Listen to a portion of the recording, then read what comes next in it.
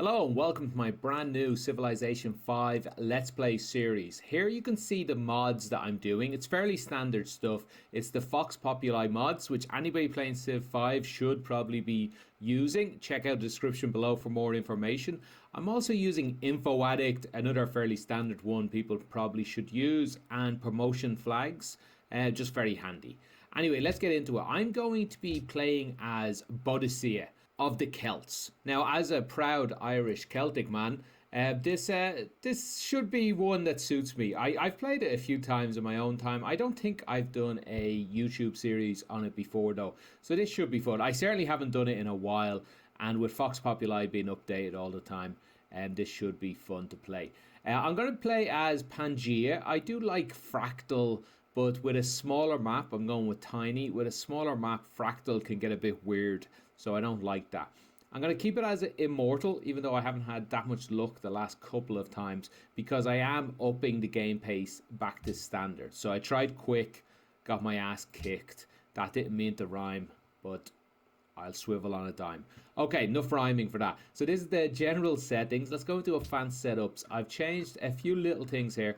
I've turned on transparent diplomacy. I've seen other people use it. I've never really made use of it. I think the AIs can't lie to you when they tell you how annoyed they are, or something like that is what I get from it. Main one really, no ancient runes. I figure I have no advantage at the start moving around, so I don't like the randomness that this brings in. The last series I left it on because I had a bit of an advantage being able to move around at the start of a game a little bit faster. Because I was playing as the Iroquois. Nothing else here. I have Raging Barbarians off. I don't really intend to go Warlord at the start. Now, I already have a couple of save states set up for you. 4 of them, in fact. You can see them named here. Salt, Die, Cocoa, Elephant. And I'll have these... I'll make these save states available to people that are running these mods and this version. And you can try it out yourself. You'll find information on that in the description below. But for now, what I'll do is I'll load into each of these. Don't worry, I'll cut out all the loading time.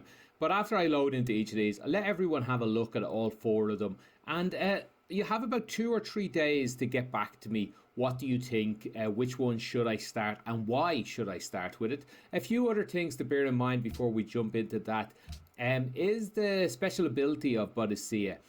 They have the Celts have their own religions, so I'd love some feedback on what religion to pick and why, because that's going to be fairly pertinent to each starting location.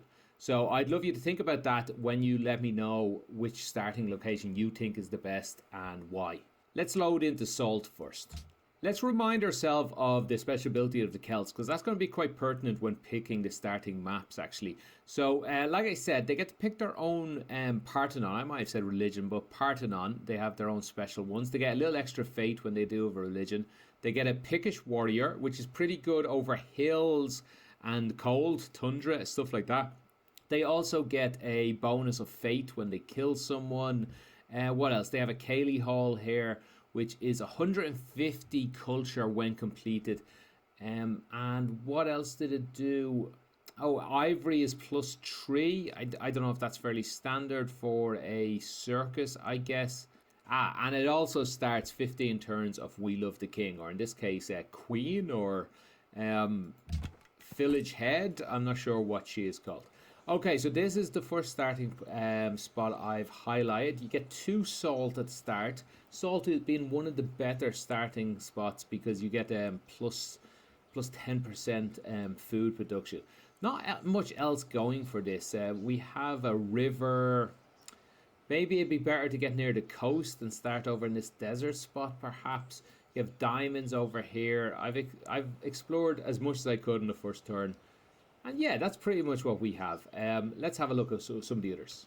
In this starting spot, I've called it Die, because you start with 2 dies right beside you. I do like them starting right beside tiles like this. Also, we should expand into this lake fairly early, which gets 3 food. In fact, I'd be probably very tempted just to take a step into the forest, waste the turn, and start there. I'd get the die straight away. As soon as I get calendar, I think I'd have to wait for. I'd get the lake straight away, which is really important to get food to grow my city. I do have a mountain here, which I'm not so sure I like. There is some tundra here, which my pickish warriors fight well in, but I don't want to be defending in this game. Yeah, this looks like okay. Tiles will give us +3 gold per resource tile, so nothing. I like the ones that add percentages. Like I like getting a percentage bonus from my special tiles around my city, my monopoly tiles. Sorry, I should say. All right, let's have a look at the next one. Well, I just had a pretty big mess up. I promised you 4 different maps. I'm going to only be able to give you 3 maps because when I went to try and load into the Cocoa one, I hit save first, I hit Cocoa, and I hit save. So I just overrode this map here entirely. So we only have one more to go. In that case, I will load instead of it. It's the one I was favoring myself, I have to say, an elephant one, because it does give our Cayley Hall that +3 culture from those elephants at least. So here it is. Here's the starting spot. We are on water, which I usually like, although this is Pangaea.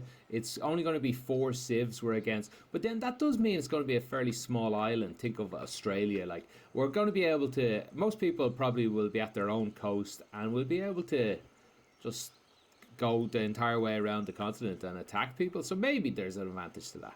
Okay, we have elephants. In fact, we can see all 3 elephants we need to get our... monopoly. We'd have to set up a second city to reach this one though, or move inland slightly, which I don't think I'd be willing to do. Give up the water tiles. Also, we're gonna have 2 oh, I hadn't even realized this. We're gonna have 2 gold, but both of them give a 25% golden age length bonus plus 2 golden age points from each resource tile. I assume these add together. So once we get both of these, 25 plus 25 is at least 50. It's probably more likely 50 something when you have the compound effects. So I'm not sure if the game takes that into account. Yeah, so that would be interesting. There's some problems. It's not the greatest starting spot for food. We have wheat right beside us. We do have some water tiles, but there's no like 3 food tiles.